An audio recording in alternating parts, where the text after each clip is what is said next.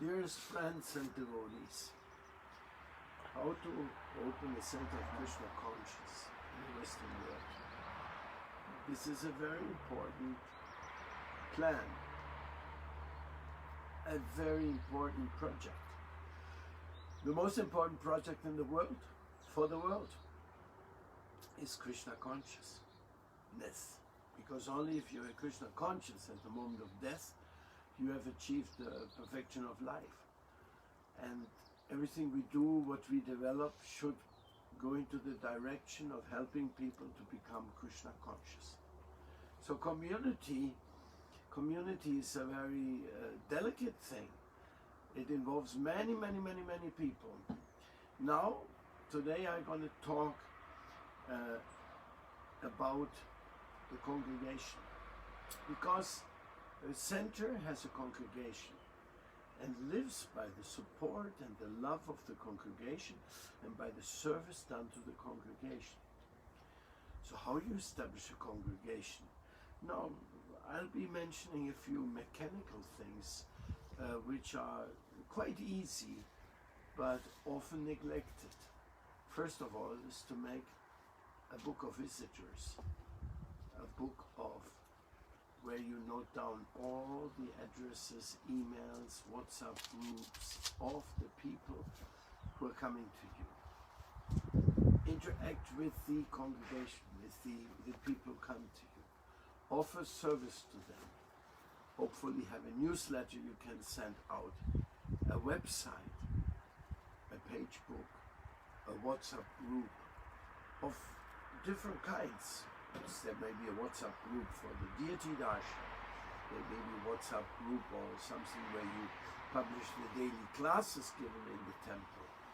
There may be somebody in charge to attend the needs of the community. In the community there are so many things.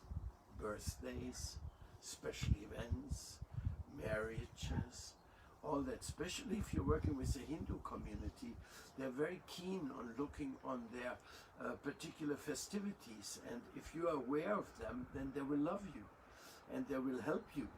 They will help your Krishna Conscious Center thrive. So, but not only those from India, from the local people. Everybody appreciates if they're remembered, if they're contacted, if they're invited, and this creates a very solid family surrounding. You call it a community, no?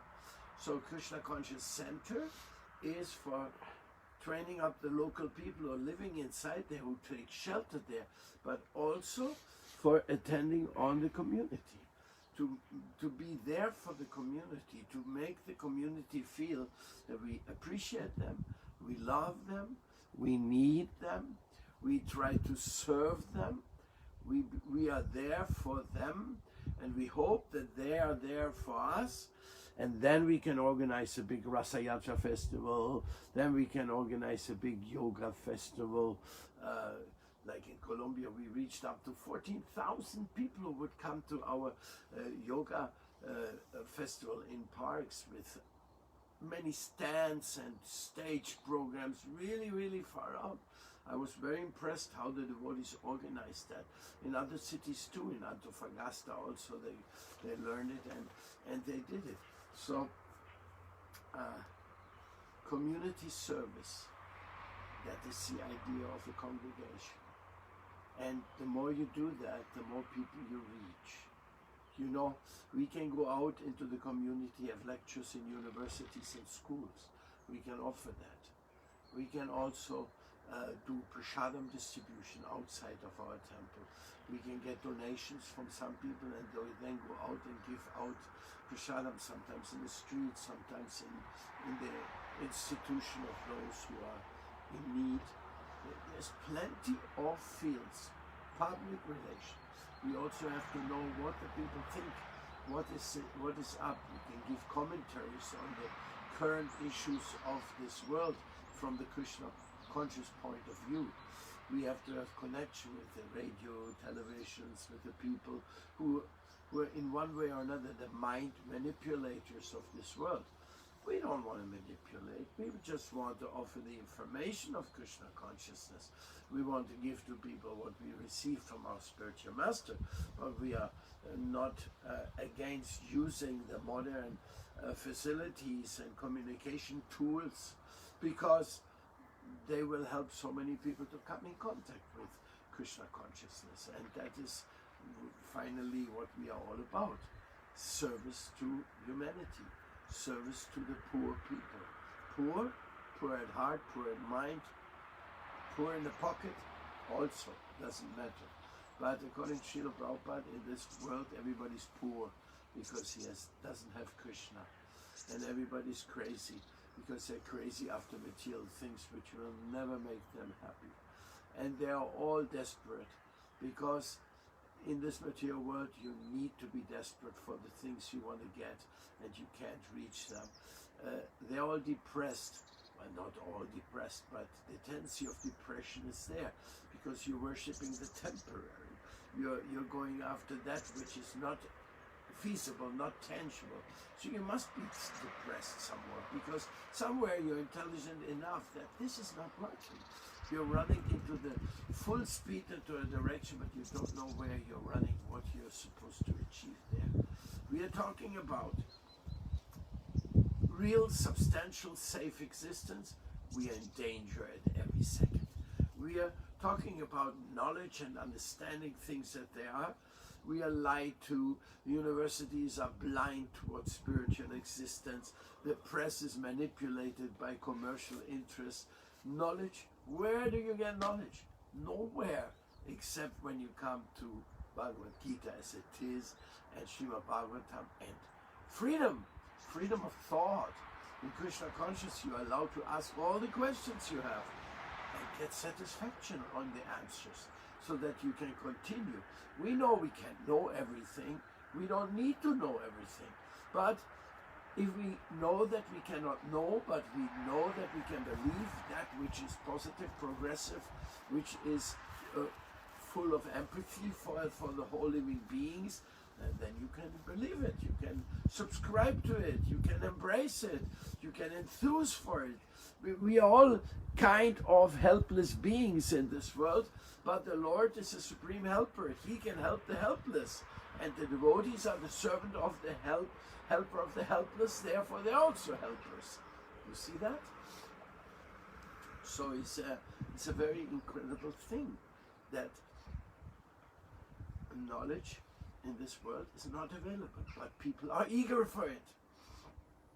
And as far as ecstasy is concerned, as far as like you people in the rave parties, no, they go and they dance, and they go on and on and on, and there's no end of it. They smile, they take drugs, but there's no real transcendental happiness in that. Whereas you go to a kirtan, immediately the sounds are different, everything's, there's also rhythm, there's also dance, there's also chanting. As a matter of fact, these rave parties, they don't chant anything. It's just ba ba ba ba ba ba ba ba, like a machine gun or something like that. It's really, really disgusting. But because it's so rhythmical, people just surrender to the rhythm. But we should surrender to the ecstasy of service. We should surrender to the joy of being a part of the God's creation, to make this place a wonderful place for man and animal, for children and old people. Yes, we are in Dukkala Yama Shasvatam. We are in the world of misery and temporary existence. It's a fact. It's confirmed, and you know it. So what to do about this temporary miserable existence? Well, if you connect with the infinite, it's less miserable. If you want to serve, you have a perfect approach towards life. If you connect with divine sound and divine messages, you are going beyond. You're totally going beyond the temporary. Because the temporary is simply showing us that matter is temporary. So what? Your body's temporary, the house is temporary, everything falls apart. even big mountains, you know, there's a little shake up, the whole mountain comes falling down. There's nothing permanent in this world. The entire galaxies, everything is temporary. So you are looking for ecstasy, then go to the world of love. Only in the world of love is that to be found. So your congregation is looking for that love, and we, thanks to Srila Prabhupada and Chaitanya Nityananda Prabhus, we have this love. And this love is full of chanting and dancing. Nietzsche said, I would follow God if he would come singing and dancing. Unfortunately, Nietzsche didn't meet Lord Chaitanya, so he couldn't follow him. But that's what Lord Chaitanya came, chanting and dancing and sharing joy. And everybody's welcome. So therefore the congregation, we should not think this is a good place, this is a bad place. We should go preach anywhere we get the chance. Patra patra vichara nahi nahi stanastara. Chaitanya Charitamrita says, don't think these people are very good, these people are very bad, this place is very favorable, this is not favorable. No. Srila Prabhupada sent us into the entire world. Africa, South America, China, Russia, USA. You mention it, here's your ticket. Go and preach. Make a center of Krishna Conscious there.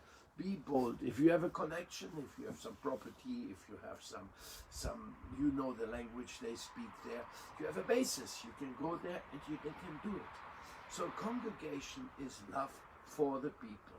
Number one criteria for being a successful leader of a Krishna Conscious Center is that you love the people who you preach to, who you try to care for. This love will be specially noted by the way of the attention you give to them. You will try to learn their language if you don't speak it already, and you will also try to look what is their culture. And when you see their culture, you know everybody loves their country, loves their culture in one way or another. So if we show some appreciation for that, and we show them the higher dimensions of Krishna consciousness, there's no question about it. People will appreciate it, and then they will come and learn from you. And people can only learn from you if they have some love and appreciation and trust in you. And that love and trust is inspired by your inner realization that this congregation is really my family. They belong to my Lord Sri Krishna and Radharani. Radharani has mercy for everyone. So let me try to do whatever I can. Like Srila Prabhupada had his books translated into all the languages imaginable. What was that? Well, that was his kindness. That was his love for everybody. When I was in Sweden, temple president, we had some Czech devotees, and Prabhupada immediately wrote me, have them translate my books into Czech language. Czechoslovakia is a small country, just a few people there, and Prabhupada never been there. But immediately he cared that his books would be translated to Czech, to Russian, to Polish, everything. From Scandinavia, many of the books were later translated and distributed around Europe. So Prabhupada had that vision of love, such an incredible vision of love and care for everyone. Doesn't matter, Danish people, Swedish, Finnish, he was always there for them. And all, Prabhupada was for everybody, whole heart and soul. It means he was ready to go there, spend time there, uplift them. I met Srila Prabhupada in Holland, I met Srila Prabhupada in Germany, I met Srila Prabhupada in Sweden, I met Srila Prabhupada in France. That's where I was able to meet him. And of course in India, but Prabhupada went everywhere. Where he could go, he would go. When I was in Brazil, I sent a letter to Srila Prabhupada, and he said, at my first opportunity, I'll go there. Install Sita, Ram, Lakshman, Hanuman in Brazil.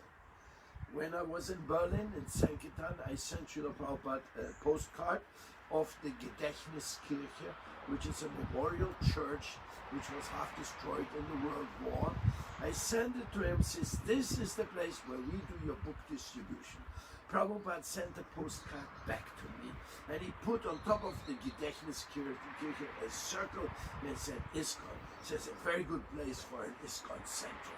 So they can see Prabhupada was going right into the heart of where we are, everywhere we are. He was always caring. So Srila Prabhupada was the most successful preacher in the Western world. He really had the power to give his love everywhere, and it was appreciated. Not enough. It should be appreciated much more. Srila Prabhupada should have been honored for his work against drug addiction, for his work for vegetarianism, for his work for spiritual consciousness. He should have been given a doctor title in all the universities in the world, and he should have been given the Nobel Prize and this and that and this and that.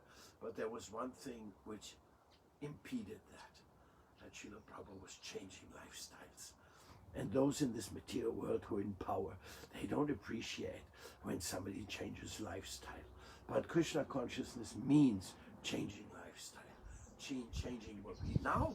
You see, 40 years, 50 years later, how many people have become vegetarians? At Prabhupada's time, only he was propagating it. The vegetarian movement, the Vegetarian Times recognized, began with the Hare Krishna Sunday love feasts in the world. That's where the vegetarian movement in the world started. Awareness of reincarnation and karma. Well, of course, many other groups also were preaching that, and some other religions have some elements of that. But Srila Prabhupada made it a household term. Hare Krishna, karma, and all this became household languages by Prabhupada's preaching. And the book distribution organized by his devotees.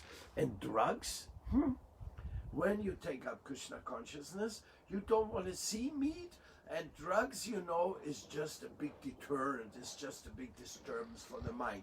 So you leave away the drugs, you leave away the gambling. This becomes natural for you. And you know, if I want to have nice children, I should have a nice wife and family. I should be orthodox and not have babies thrown here and there, illicit. Nobody fathers, nobody wants to be father for them. No, Prabhupada said, good family, solid grihastha life, then you become a sannyasi in the end of life if you're lucky. Something like that. Prabhupada gave us structure of life, structure of behavior, and yes, so the world is missing that. They're waiting for that. The congregation is waiting for such classes, for such insights. And Srila Prabhupada's classes are with us. We can still give Prabhupada, and you can also give classes. People want to hear what you have to say. Don't think that just, some people just repeat what the Guru says and give a tape recorder here, listen here, listen here. It's nice, but nicer is if you can speak it from your own heart. If you standing behind it, if you have some realization to this thing. So take care of your congregation. They are your success. From the very beginning, when you open a center of Krishna consciousness somewhere, you become responsible for the Krishna consciousness of the entire population. Even the politicians and even the police, everybody needs Krishna consciousness. I've seen a few pictures of devotees preaching to the entire police force and things like that. Some devotees go preaching in the prison, missionary. There's so many varieties of things you can do. It is just all to be done still. And the world is more in need today than yesterday. And I think as the Kali Yuga advances, it'll be more urgent every day that the preaching goes on. So I congratulate you for having interest in opening a center of Krishna consciousness in the Western world. I really feel grateful about that. And if I could say anything, any little thing which touches your heart and convinces you, yes, I'm going to do it. I'm going to open one of Srila Prabhupada's centers of love and distribute prasadam and whatever else I have to distribute. If I could achieve that, then this lecture was successful. Then this seminary has a good result. And if you are from India, if you have all the talent, if you have already, you know Sanskrit, or you know Bengali, Hindi, you know thousands of slokas memorized, and you have so much appreciation and realization from the past which you received from your samskara and your guru, if you take Prabhupada's formula at heart, you will be successful, because everybody's waiting for that. Everybody's waiting for this love and care which Prabhupada gave to us.